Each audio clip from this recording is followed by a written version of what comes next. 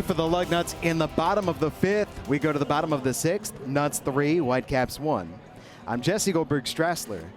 Adam Jackson does not join me. He's got a day job whenever there's a weekday day game. The first offering from R.J. Pettit called a strike in the outside corner to Cooper Bowman. And so that means that there is a spare seat at my side for whoever wants to suddenly drop in. Bowman takes off the outside corner, 1 ball, 1 strike.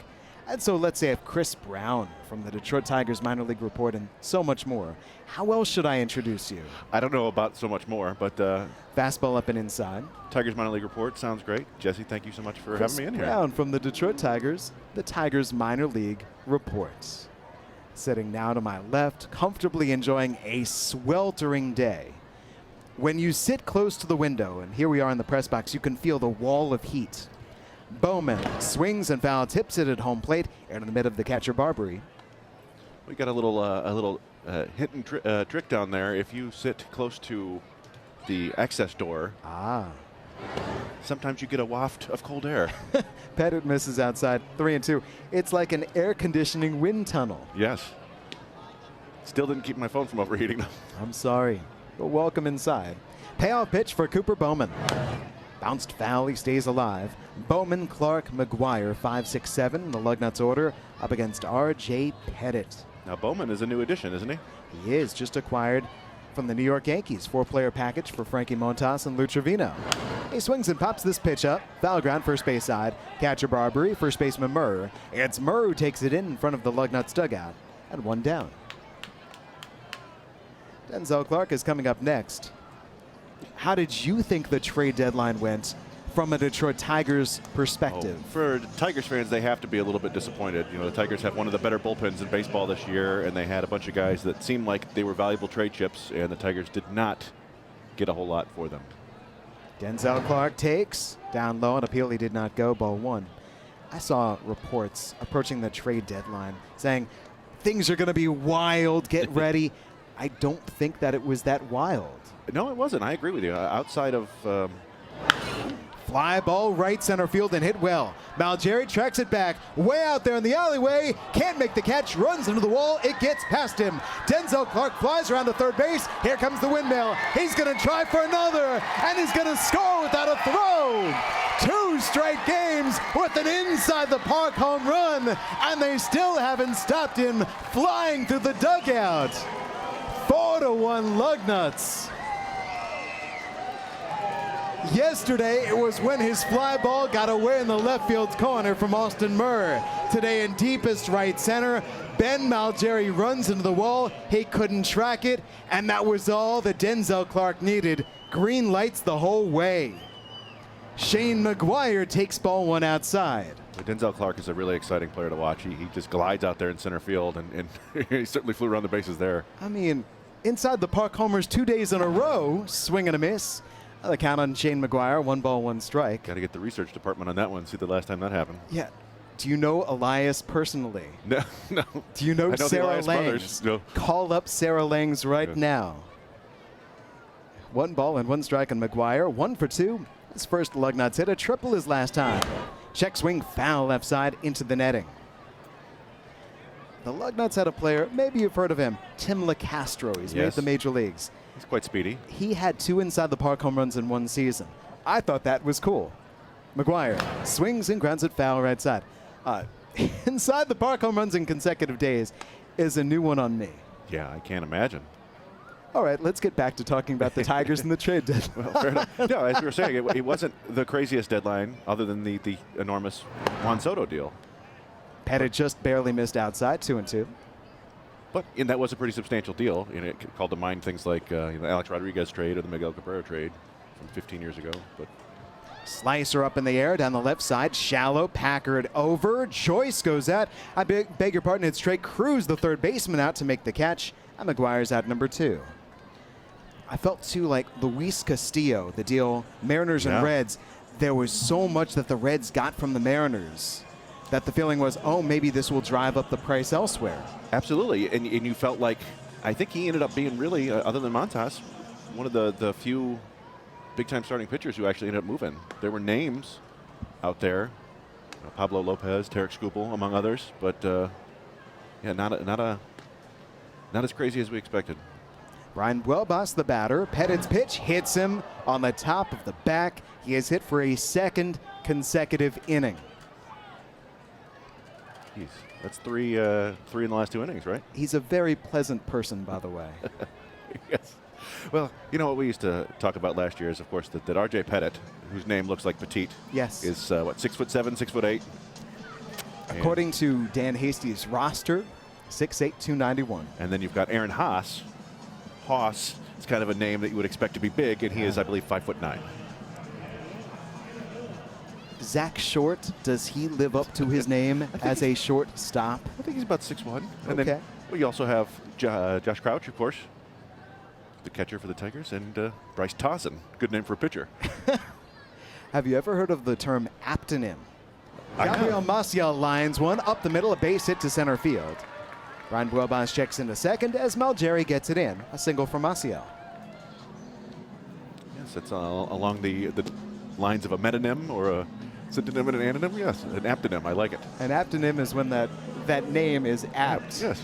The Lugnuts, unfortunately, Drew Swift is on the shelf on the injured list with an injury, but Swift, great base stealing threat. Former Arizona State product. Yes, sir. Spencer Torkelson, Gage Workman teammates. Pettit misses low and away, ball 1 to Max Muncy. Joined by Chris Brown of the Tigers minor league report because he happened to be in the neighborhood and the seat was open. Yeah, and it's exciting to see Max Muncy, I'll tell you that. 2 on, 2 out. Muncy takes a ball. 2 balls, no strikes. He's shown off good plate discipline. He's shown off power. He's shown off speed. Just an outstanding athlete at 19 years old. 4-1 Lugnuts in the 6th. Here's the deal. Inside. All right, those have been my initial impressions just in watching him. What have you thought of Max Muncy? No, the first thing I was going to say was I've been impressed with his eye. You know, he walked against Joey Wentz, who was, you know, a rehabbing big leaguer basically, or a AAA pitcher at least, and didn't. Muncy takes a called strike in the outside corner. He definitely seems to have a good idea of what he wants to swing at. And that pitch right there, outside corner, he didn't want to swing at that, and he knew he had more strikes to work with. So it's impressive discipline for a 19-year-old, that's for sure. Pettit's 3-1. Ground ball hit on a high hop, foul up the left side. Went off of Muncy first. So let's make that count 3-2. So, you know, defense for me is a little bit harder to judge. Just you need to see it, I think, more. He did have a play early in the game where he couldn't quite squeeze the ball, and it was an infield single against Ben Malgeri, who's a pretty speedy runner. But as I said, you want to see a guy play defense for a while to see how he adjusts and see what he can do. Pettit shakes off the sign. Has it from the catcher, Barbary. 2 on, 2 out. Payoff pitch. Outside, ball 4. Second walk drawn by Muncy. The bases are loaded with 2 outs against Pettit for Alexander Campos. About that, though, in terms of about the defense and you trying to look at the Detroit Tigers prospects in particular and watching these guys and watching the infielders out there, Cruz at third, Joyce at short, Mendoza at second, Murr at first. You might read about a player's scouting report. You might try to see it, but you just hope that, like Trey Cruz today, they get as many chances as possible. Yeah, and you know, sometimes you'll see a guy make a spectacular play that you didn't realize he had the ability to do, and sometimes it's just the simple ones that you need to see.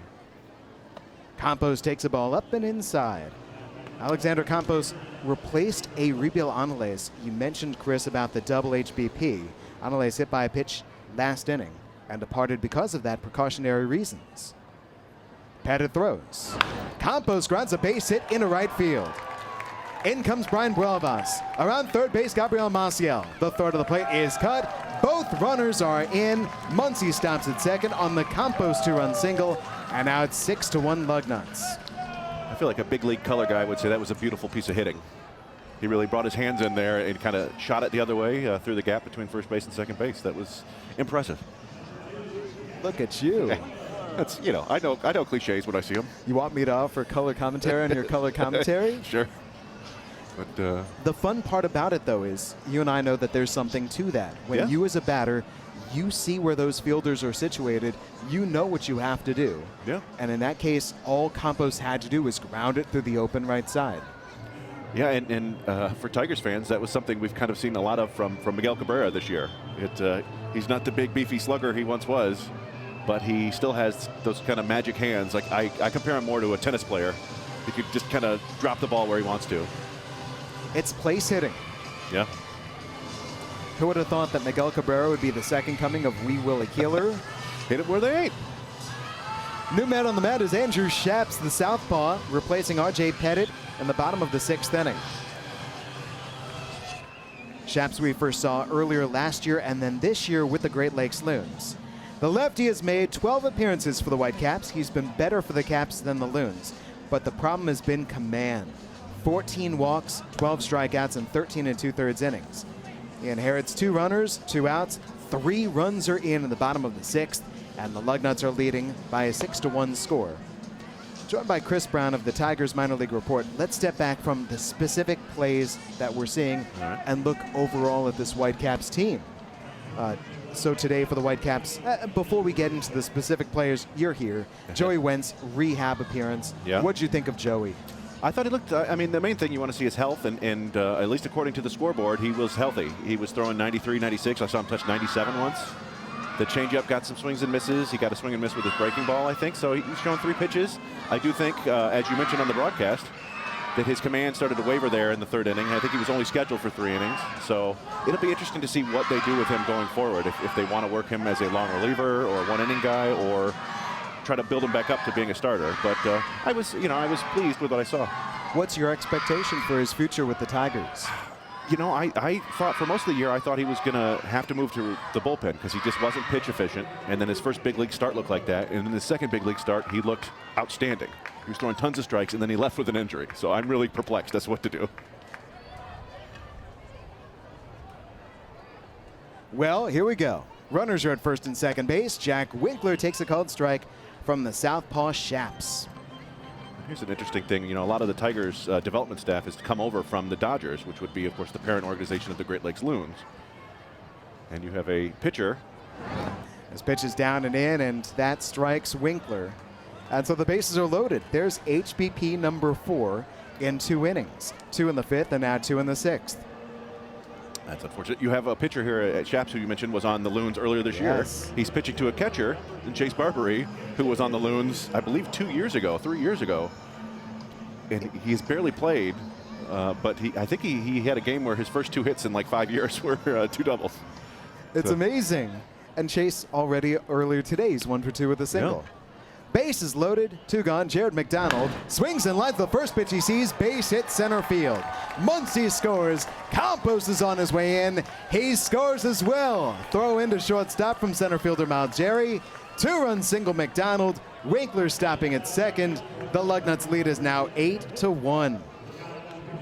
I was watching Muncy round the bases there, and a nice quick strides, and I also saw him try to high-five Campos and nearly get hit in the face. So that was kind of fun. But he seems fine. Fun for who? Well, he seems fine. I don't think it actually hit him. But yeah, this one's getting ugly for the Whitecaps, but certainly pleasant for the Lugnuts. You know, they say minor leagues is about development. This pitch is inside from Shaps, ball 1 to Cooper Bowman. It's development too when it comes to high-fiving. Yes, it all needs work. It's all part of your hands.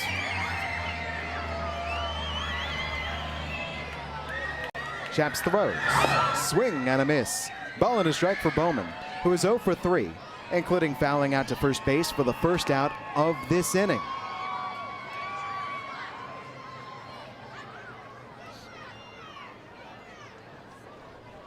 Is this Bowman's second game here, or This third? is game 2, you're So right. he hit a home run yesterday, huh? And an RBI single. Nice. And played a fine defensive second base and stole a base. It was a good first impression. It takes a pitch outside. If I'm not mistaken, he's from Louisville, right? Yes. Yes. Usually a lot of good players coming out of there. I enjoy, too, that he's from Rapid City, South Dakota. Oh. Shaps throws. Low and in, 3 balls, 1 strike. Oddly enough, no Rapids in Rapid City. I have no idea. I'm sure there is. Are there? Yeah, I'm sure there are. Either that or, yeah, you just move through it rapidly. Well, the Grand Rapids Dam Breakers, the West Michigan Dam Breakers, to try to make sure that the Rapids near Comstock Park are grand once more. Yeah, there you go. The 3-1. Inside and low, ball 4. Bowman walks, bases reloaded. Chris, I'm glad that I've got you here so we're able to talk. We've got time to talk. No, I appreciate it. This is fun for me. Obviously, it's a privilege to join any kind of broadcast, and it's fun watching baseball from this vantage point. And And who knows, maybe we'll get a second inside the park home run in one inning. You get to see me trimming the highlights as I do so, right? All the different things that we're working on behind the scenes. Denzel Clark earlier this inning and inside the park home run. First pitch of his second at-bat of the inning is taken for a called strike. My goodness. I mean, there are all sorts of things that you could ponder here. How many times has a guy hit inside the park home run and a grand slam in the same inning? Can't be too often. The pitch, grounded foul left side, strike two. By the way, back to Andrew Schaps, the man on the mound. With Bowman at first, McDonald at second, Winkler at third, and the Lugnuts have played at 5 here in the bottom of the 6th for an 8-1 lead. What I remember about Schaps was that he was a favorite of Austin Shupp, the Loons manager, as a two-way player. Deals. That is lifted high in the air, right side of the infield. Second baseman Mendoza, first baseman Murr. It's Mendoza the catch, out into shallow right. And so Clark, in the end, makes the final out of the bottom of the 6th and sends us to the 7th. That was a fun frame if you're a Lugnuts fan. Off we go. Clark, an inside the park home run. 2-run singles for Alexander Campos and Jared McDonald. The lead is now 8-1. Lugnuts over the Whitecaps. What I know about Bullpen. Onward we go. 8-1 Lugnuts into the 7th inning. So glad to have you along with me. I'm Jesse Goldberg-Strassler. 8-1 Nuts. Chris Brown from the Tigers minor league report is joining. Esney Chacon leads off the top of the 7th inning and takes a called strike on the outside corner. Chris was wondering if it was time for me to evict him, but I say not yet, because now we actually get to talk about the Whitecaps hitters. The pitch to Chacon. Flied foul off the right side. On the count, very quickly, 0-2. What are your thoughts on Chacon? He's an interesting guy. He's very fast. I want to say he stole about 48 bases 2-3 years ago down in rookie ball, but he's so lithe, you know. You wonder if he's got much of an impact. But he seems to have a decent idea of the strike zone and has some bat-to-ball skills. So it's kind of a, you know, I wouldn't put him on a top 30 prospect list, but he's a guy to pay attention to. Nambiar's pitch, low and in. 2 balls and 2 strikes. Chacon is 0 for 2 with a line out to center and a ground out to third base so far in this game. Taking on the lefty out of Yale, Kumar Nambiar. Nambiar's pitch, inside, count is full. It's an interesting Whitecaps lineup when I look at this squad. They're the best team in the Midwest League in the second half. Nambiar's pitch. That's a line foul hooking down the left side. You know, what strikes me or stands out to me about the Whitecaps this year, at least for most of the season, is the number of guys with elevated walk rates, which is not a hallmark of the Tigers over the last, 2-3 decades. But they have, I want to say, 6-7 regulars with double-digit walk rates this year. What do you, and I'm going to say first, a swing and a miss. Strike 3, Esney Chacon. What was the word I was looking for? What do you chalk that up to, I guess, is what I'm trying to say. You know, it could partially be a change in the drafting aspect. You know, guys like Austin Murr weren't traditional Tigers picks. He's more of a light-hitting corner outfielder, infielder, but one with a great eye. And you see a guy like Corey Joyce. These just more college guys with experience here in High A tend to lead to better eyes generally. Trey Cruz is a very patient hitter. Carlos Mendoza. We're talking about Max Muncy. Foul off to the right side. 1 ball, 1 strike on Chase Barbary, the catcher. No, and yeah, for me, of course, it's more impressive when you see a 19-year-old with a great eye than it is when you see a 23, 24-year-old. Well, the feeling is a great eye is an old man skill. Yeah, or innate, as it were. And as pitch misses inside, 2 balls, 1 strike. And when it comes in conjunction with power and speed and potential shortstop defense, well, you got yourself a prospect there. Nambiar's pitch. Barbary takes the ball outside. And Max Muncy's another example of why you have to look beyond some traditional stats. I don't think he's hitting for a terribly high average this year, but that doesn't concern me at all watching him play. 3-1. Flat foul down the right side. Count is full on Barbary with the leadoff man Carlos Mendoza waiting on deck. And Mendoza's a fun story. He's just kind of made his way through the system without much fanfare. He's the son of a former big leaguer. There's a swing and a foul. Out of play off to the right side. I believe his dad's nickname was Gelatin. Do you know the story? I think because he was very, he did a lot of gyration in the batter's box. Oh, that's great. Well, payoff pitch. High and outside, ball 4. Chase Barbary is on top of the order time, and here comes Mendoza. Barbary continues his productive offensive game. No, and as fun as it is to watch the Whitecaps play this year, they've been, performed very well. There aren't a ton of top prospects in the roster right now. They did call up Isaac Pacheco, their supplemental first rounder last year. And let's talk about that as Carlos Mendoza takes the ball high. After yesterday's game, Ty Madden promoted up to Double-A Erie. Yes, indeed. And Pacheco is the move. Not pitcher for pitcher, but I would say prospect for prospect. Yeah, and 1-0, misses high. Sorry. It's very reminiscent to me of what happened last year. They had a young high schooler down in Low-A Lakeland named Colt Keith, who they brought up, and his high-A debut was here in Lansing, and we came up to watch him. I happen to like Colt Keith's game an awful lot. Yes. Now, I don't think Pacheco is quite the hitter, the pure hitter that Colt Keith is. He may have more raw power, and I think he's actually a little bit better of an athlete. Curveball from Nambiar misses. And Nambiar is way behind Mendoza. 3 balls, no strikes. A runner at first base in Barbary, 1 man out, top of the 7th. And the Whitecaps are batting, trailing the Lugnuts by an 8-1 score. On the 3-0. And there is a called strike. Now, the thing with Pacheco, he's already 6'4", 225 pounds at 19 years old. So, what's he going to grow into? That's my concern. He's playing third now, some shortstop. As pitch is high, Nambiar has walked 2 in a row. I'm reminded that Jim Thome was once a third baseman, and Pacheco shares some similarities with Jim Thome in terms of frame. I mean, if you share with Jim Thome, whatever that might be. Yeah, I mean, he's got 8 home runs this year. He's not gonna hit 600 home runs in his career, but he's an exciting prospect for the Tigers, and it's nice to see a guy. He's performing well, roughly 16-17% above average for Low-A, if you want to get specific. So it's a nice reward for him to come up here and see what the next level challenge is. Pitching coach Don Schulte is on his way out to the mound.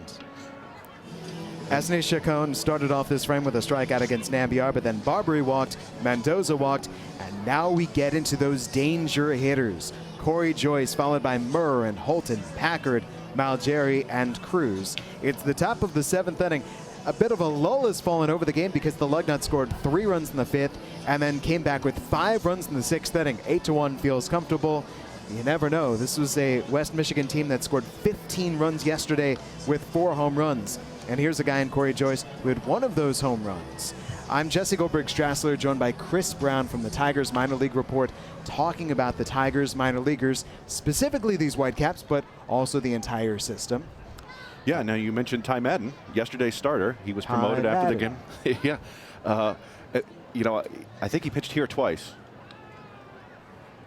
First offering from Nambiar misses inside, ball 1 to Joyce. And neither outing here in Lansing was particularly effective for him. In fact, he gave up 10 hits yesterday, which equaled the total number of hits he gave up in all of July.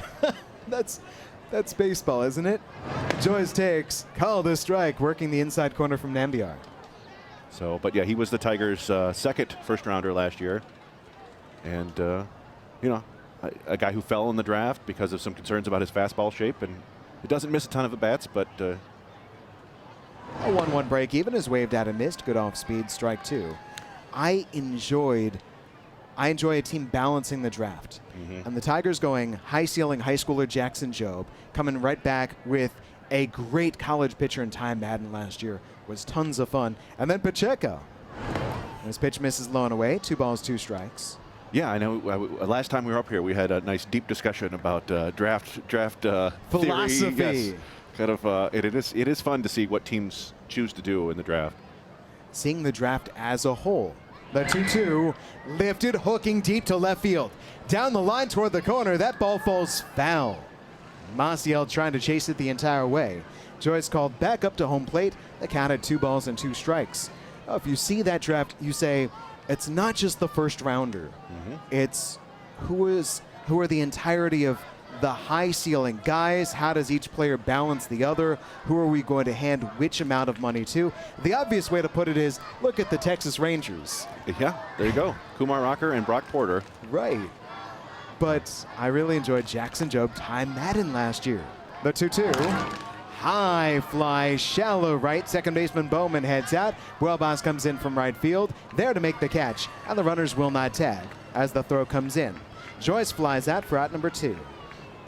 Yeah, and so Jackson Jobe has been pitching down in low A Lakeland all year, and it's a very funny thing for us as the Tigers minor league report, where there's no cameras for most of the stadiums down there. It's unfortunate. But so we'll often post stats of Jackson Jobe, and when we do, we get a lot of comments of people complaining about him. But last week, people wonderful. People, you could see him pitch in Bradenton. Austin Merce guys the first pitch he sees out to center field. Clark backs up. He's under. He's got the catch, and I'll ask you to hold that thought, Chris, because we hit the stretch, and I've got a job to do. Scoreless frame, Kumar Nambiar, 8-1 Lugnuts, middle of the 7th. 11 batter, 5-run bottom of the 6th inning. So the lefty Andrew Shaps deals in the first offering, sprayed to center field. In comes Malgeri, and the hop gets past him. McGuire's a base hit and more. He races for second base, and he's content to stop right there. 2 bags from McGuire on the first pitch from Andrew Shaps of the home 7th. Lugnuts are right back in business, looking to add to this 8-1 lead. Brian Buelbas is coming up. Let me bring back in Chris Brown of the Tigers minor league report, because in the top half of this inning, I believe right as we hit the stretch, we had talked about we'd reached Jackson Jobe. Yes, the exciting 3rd overall pick from last year's draft. The Tigers took. There was lots of proclamations about how advanced he was, how talented he was. I believe some Tigers said that he was more advanced at this stage than Josh Beckett was at the same age. Which, okay. That was malarkey. Not to be mean about it, he just is not that advanced. He's very talented, but it's not that level yet. Buelbas, after taking a strike, takes a ball from the lefty Shaps, 1-1. But the point I was making earlier was that if we just post his stats, everyone complains in our mentions. Of when course. we post the videos, everyone talks about how awesome he is. And neither of them are right. Oh, really? Well, we post highlights. Swinging a ground ball foul to the left side. Oh, you mean to say that you don't post the 2-2 breaking ball that gets fouled away? Well, we do on our YouTube page. We will throw the whole outing because we think that's important. It's there's no replacement for coming to the game and watching the action. But minor league TV gives you a good approximation, at least of every aspect of the actual game. Breaking ball down and in on appeal. Buelbas did not go around too far. 2 balls, 2 strikes. McGuire at second, nobody out. Lugnuts batting up 8-1 in the last of the 7th. So later on, you will see 2.5 innings of Joey Wentz from behind home plate from me, and then the final 2 batters from MILB TV with your mellifluous voice guiding us. 2-2. Swinging a ground ball pulled foul to the left side. It just has always seemed to me that with all of these players, we can take a Shaps on the mound, we can take a Buelbas in the batter's box, or you name the guy. The work that gets put in that you and I might not see. And there might be struggles because they're trying something new. The deal. Breaking ball on the outside corner, called strike 3. Great snapdragon, and the first strikeout for Shaps. All of this development is legit. The side sessions for the pitchers, or all that work in the cage with the hitting coaches, and maybe you actually do see that light bulb click on sometime during the year, maybe in the off season and then the next season. But it staggered me to see players, and I'm sure you're the same, who seriously struggled at some point in the minor leagues, and then they make the majors. Gabriel Maciel takes a ball up and away. And it's not uncommon to see guys struggle in the majors for quite some time before they figure it out. The example right now people using is Austin Riley, who just got extremely well paid. Good for him. He struggled for his first year and a half. The ball went offering on its way. Fouled away to the right side. But isn't it weird? Baseball's tough. Yeah, who knew? The guys who throw 99 and also can make the ball move 2 feet. But yeah, you bring up a great point. We're all at an information deficit, and it gets wider the farther away we are from the game. So you're here every day. You're going to know more than I am. I come here more than the average fan, so I'm going to know a little bit more than them. And you really don't get a feel for how much work these guys put in until you come here, and you're here every day, and you see the guys here at noon for a 7 o'clock game working on ground balls. 1-1 pitch on its way. Maciel takes inside. Just to talk over specific anecdotes and examples, Kendall Graveman, drafted by the Toronto Blue Jays, was sent immediately to Lansing in 2013, and his fastball was something like 85, 86 miles an hour. And he comes back the next year, and in 2014, he goes from the Single-A Midwest League, back when we were Single-A, Low-A, to the Major Leagues in 1 year. But you could not have told me that that Kendall Graveman was going to be the current version. His pitches are entirely different. He now works in the bullpen. We saw him as a starting pitcher, sinker, slider guy. It's guys' identities change. Swing and a miss by Maciel. One of the ones we talk about a lot with the Tigers is Tarek Skubal. Yes. Who was an extreme four-seam fastball guy coming through the minors because it was a high-spin pitch, and he didn't need much else. And he struck a lot of guys out, and he got to the majors, and it wasn't working as well, and then they outlawed the sticky stuff.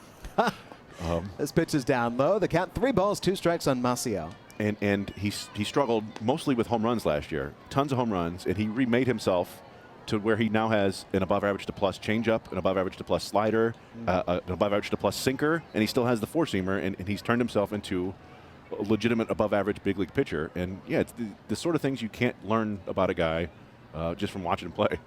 Shaps' payoff. Breaking ball down. He has walked Maciel. Other 2 Lugnuts on, 1 man out in the bottom of the 7th inning. Top of the order coming up, and here's Max Muncy against the southpaw. 8-1 Lugnuts lead. More action in the West Michigan pen, oh, by the way. The right-hander's warming up. Looks like Stuka. It is the side-arming Ted Stuka.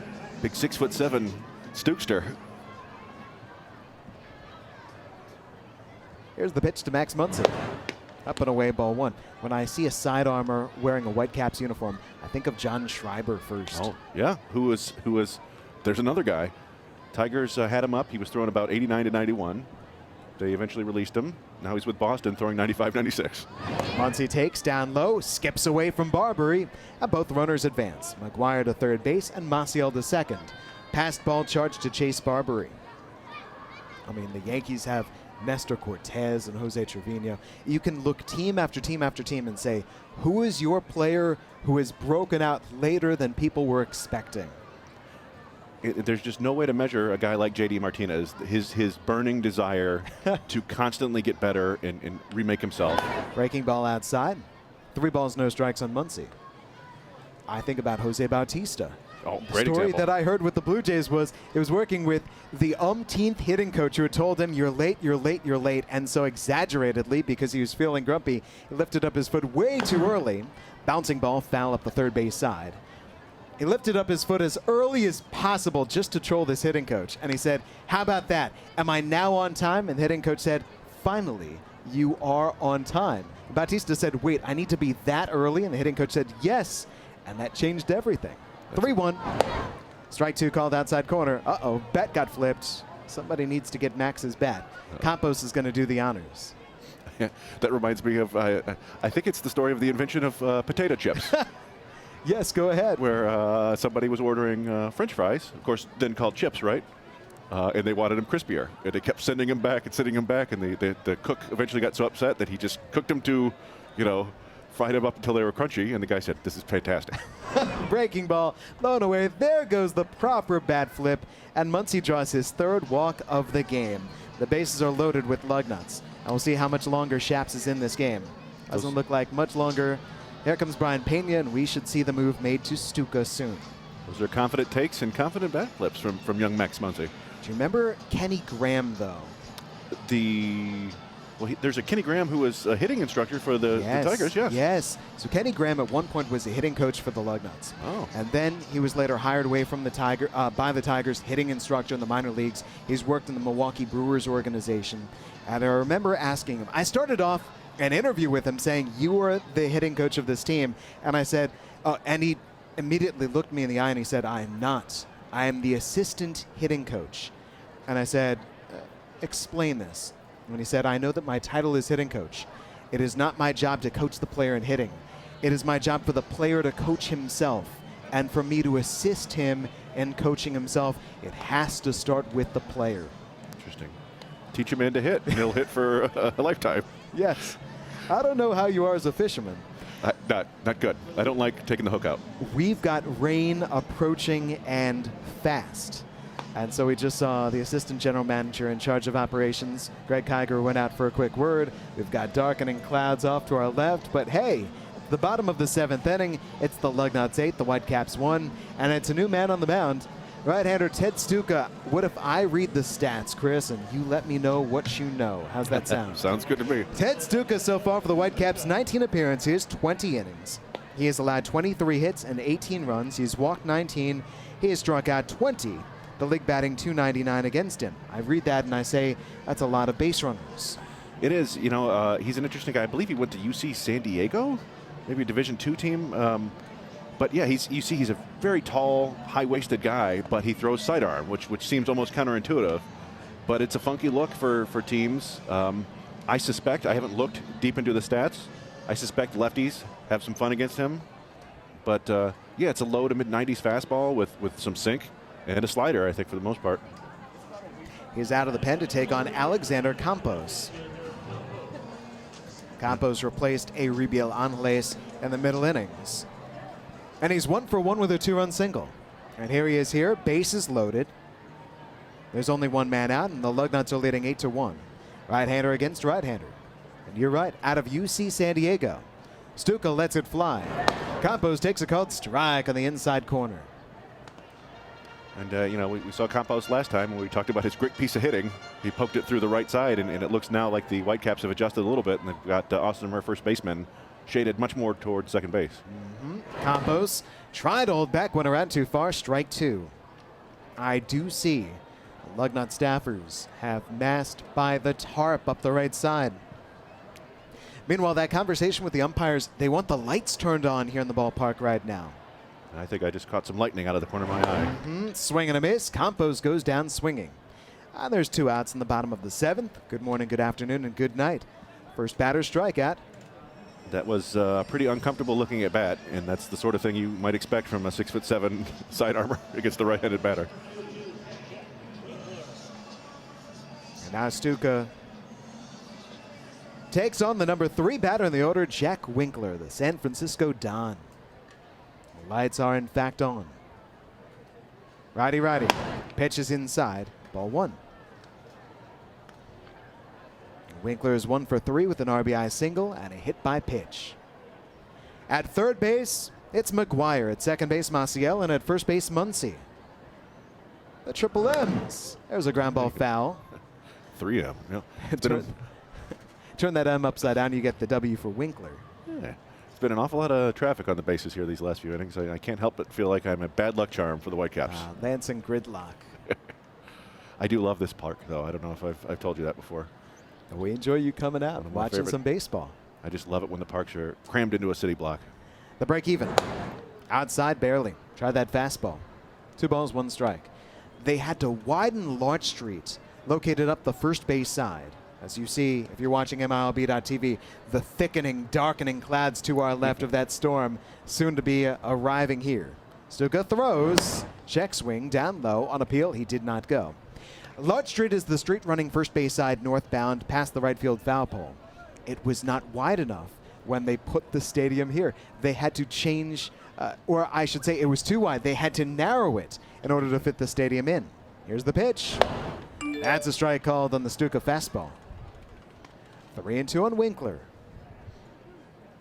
Yeah, I was just this weekend. I was trying to convince a bunch of friends to come here for a game one day. Such a great experience and family friendly and affordable. Did you say bring your umbrella? Payoff pitch. Winkler grounds it to second baseman Mendoza. He grabs, takes his time, throws to first.